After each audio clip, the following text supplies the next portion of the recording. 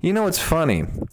Here I thought AI was created to make our lives easier, but it seems like it's here just to mess with us. I mean, have you talked to Siri lately? It seems like you have to ask her 20 questions just to set a reminder.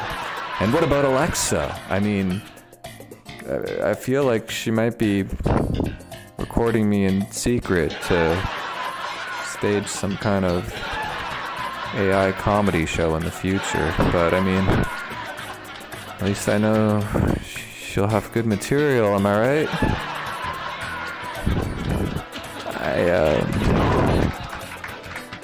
I'll be here all night, folks. Boys and girls, children of all ages, as you might have seen over this past week, AI Seinfeld. AI Seinfeld is the newest thing in AI technology. They took the Seinfeld show and faithfully recreated it. I don't even know if you want to call it that. I mean, it's probably the closest you can get to copyright infringement without, like, actually, infringing on anyone's rights. So what it was, if you're unfamiliar, was this group, this company called, what were they called again? Nothing Forever, All is Forever. Forever is Nothing. It was like, it was the subtitle of like a James Bond movie. Nothing Forever. Nothing for this. So this website, Nothing Forever. I believe it's .com. I could see here. This is their website. So Nothing Forever. This company. Basically, they had a litany of different AI, kind of all working in sequence to create this beautiful, magical, like, piece of art, I guess you could call it. Where essentially, so they had ChatGPT writing what would be like Seinfeld episodes. So they would just prompt ChatGPT to write, a script that would fit within the Seinfeld universe. They changed a couple of the names. So Jerry, I think, is Larry, and Elaine, I think, is like Lois or something like that. Kramer is like Zoltan, which is hilarious. And also there's a microwave there for some reason. They added like a new character.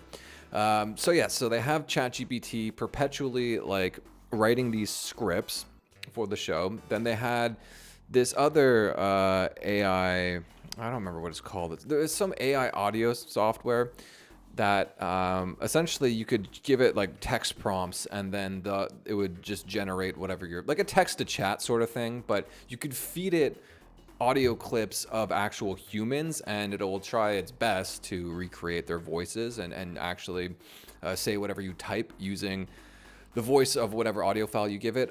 It's not a perfect system. I think Elaine was the only one that had like a somewhat close voice in this instance. I've seen a lot of people use it over the past couple weeks, the voice chat thing, and there's varying results. Some of them are actually really spot on, and other ones are like, it's not even close. The majority of the voices in the show, not even close. And then on top of that, they had another AI that was like generating these like early 2000s, very, very rudimentary style CGI graphics. Like think like alpha footage for the show Reboot, or perhaps Beast War or something like that. They kind of put all those pieces together and had this like perpetually generated AI Seinfeld show that just would go on 24/7, and it was being live streamed on Twitch. I said was because it's since been taken down for at least 2 weeks, but we'll get into that in a second. This is just some random YouTube channel I found, AI Seinfeld clips. There's a bunch of clips here you could see from the show. Actually, I don't know exactly what these clips are, but I mean, they're all fairly similar. I mean, each episode has like each episode, if you're familiar with the Seinfeld structure, each episode starts off with like a stand-up comedy bit from Seinfeld, and it goes into, him and his life, and essentially it's the show about nothing. I think we all know that. So here's just like a little clip of like from AI Seinfeld. Here, let me turn this up. See all of you out enjoying a night at the club. I was just talking to the bartender. He said he only has 2 drinks left in his bar, which means I'm going to have to get a little creative with my jokes tonight. All right, what do you call a fish out of water? A flopping fish.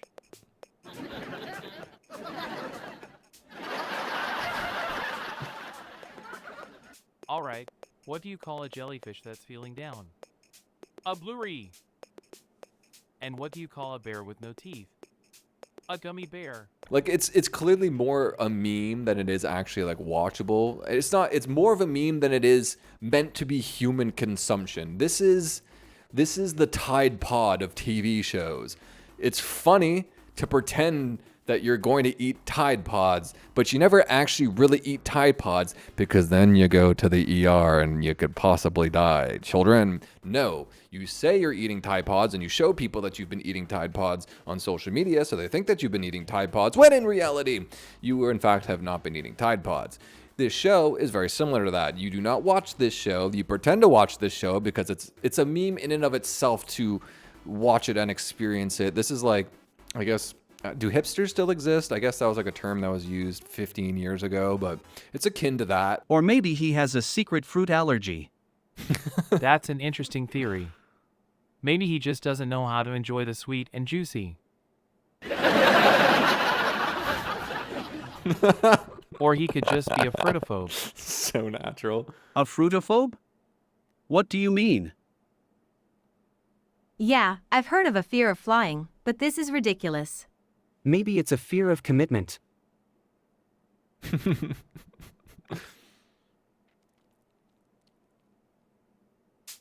It's the awkward silence gets me.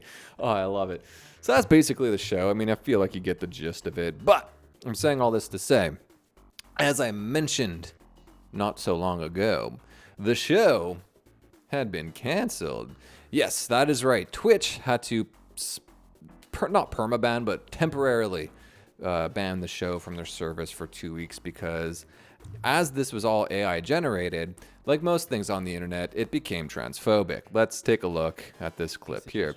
And again, if you're looking at this in the sense of like meta irony and commentary on the state of stand-up comedy currently through the lens of this weird 80s AI generated amalgamation chimera of hell and a dystopian future that we might actually be currently living in. If you look at it through that lens, this is actually pretty ingenious, but I mean, whatever. I mean, yeah, sure. It's also transphobic. There is also that. I'm thinking about doing a bit about how being transgender is actually a mental illness. Or how all liberals are secretly gay and want to impose their will on everyone. Or something about how transgender people are ruining the fabric of society. But no one is laughing, so I'm going to stop.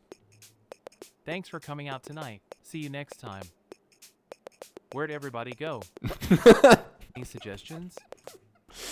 Like the fact, like no one is laughing. That's what makes it fun. Anyways, whatever. What am I trying to do? I'm not trying to defend this. I hope this comes back on the Twitch soon enough or gets put on some other kind of service because I think as an experiment, this is, well, it's definitely like this shadow of like what television probably will be in like 10 years from now. It's all going to be AI generated, let's be honest.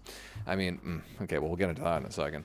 And like, there's also like, I don't know, there's something here. There's some kind of charm to it that's just like, it's so over the top and ridiculous. It actually becomes interesting. Now, y'all ready? Y'all ready for this? No, okay. So why don't we jump into some conspiracy stuff? You want to get into some conspiracy stuff? Okay, hold on. I think I have this open on another computer. Let me check this out first. I don't want y'all seeing my stuff. So this is a rabbit hole that I currently / recently have been kind of going down. It's not one that I have too much to comment on, but it is something I would like to present in a kind of like a roundabout way as like a topic, because I think it is something I'm probably going to be diving into deeper once I have more information. But I mean, I don't have enough at the moment. Like I haven't really like fact checked any of this stuff. So it's all just going off a few news articles that I read and this forum post. But there's this theory floating around the internet. There's this theory called the dead internet theory. This is pretty out there. It's pretty out there and pretty outlandish, but there's so much weirdness currently going on in the world, not only in the world, but like specifically in the digital landscape and whatever digital representation there is of reality. There's so much weirdness going on around that area in society at the moment that like it's an intriguing theory. Let's put it that way. Again, I'm not going to say that this is true. I mean, because clearly this is a conspiracy theory. Some conspiracy theories are real, and a lot of them are not, and a lot of them are really insane. I understand that. I'm not saying this is real. I'm not saying I'm presenting this as real. The theory of the dead internet is in late 2016, early 2017, that the majority of interactions and people on social media sites were all kind of replaced by bots.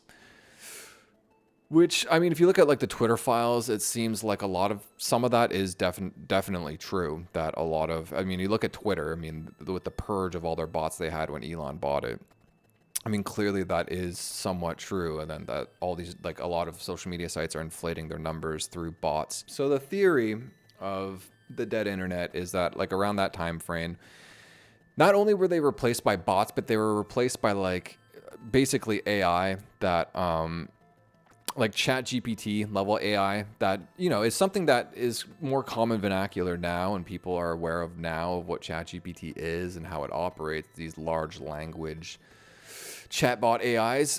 But the theory is that that technology, even though it's only really been existed to the public like this year or last year, that technology existed back then, and it was being implemented on the sly by like big tech companies like Google as a way to train these AI bots. And now that like all those things, there's like a trickle down effect kind of happening where like all these dark ideas that existed on the bowels of the internet, like 4chan and 8chan, are now trickling down to like normal people on sites like Twitter and Reddit, because these large language AI chatbots were using sites like 4chan and 8chan to train themselves. And then the botnet that was being like pushed out to the rest of the internet onto like normie sites like Reddit and Twitter and Facebook, etc., all had like this real messed up base of information being used. And that's what people are interacting with now. So the first little screenshot here is a screenshot from a YouTube description of a Young Turks video where they say a startup known as Narrative Science designed a program that writes human-like stories. Right now it's used for sports articles, but will eventually be used to write news and political articles. Cenk Uygur and Anna Kasparian discuss on the Young Turks, and this was back in 2011. And then on that company, Narrative Science's Wikipedia page, it says in this underlined section right here, could you read that? Nope, I'm cutting it off. I will move myself over there. Narrative Science has several investors, including SAP and In-Q-Tel, the investment arm of the Central Intelligence Agency, aka the CIA. The CIA is investing in Narrative Science, a company that will that basically creates AI like narratives and articles and things of that nature. And this is from the Wikipedia of In-Q-Tel. In-Q-Tel, formerly Peleus, and In-Q-It is an American nonprofit venture capital firm based in Arlington, Virginia. It invests in high-tech companies to keep the Central Intelligence Agency and other intelligence agencies equipped with the latest information technology in support of United States intelligence capability. The name In-Q-Tel, blah, blah, blah. Okay, actually, this is pretty interesting too.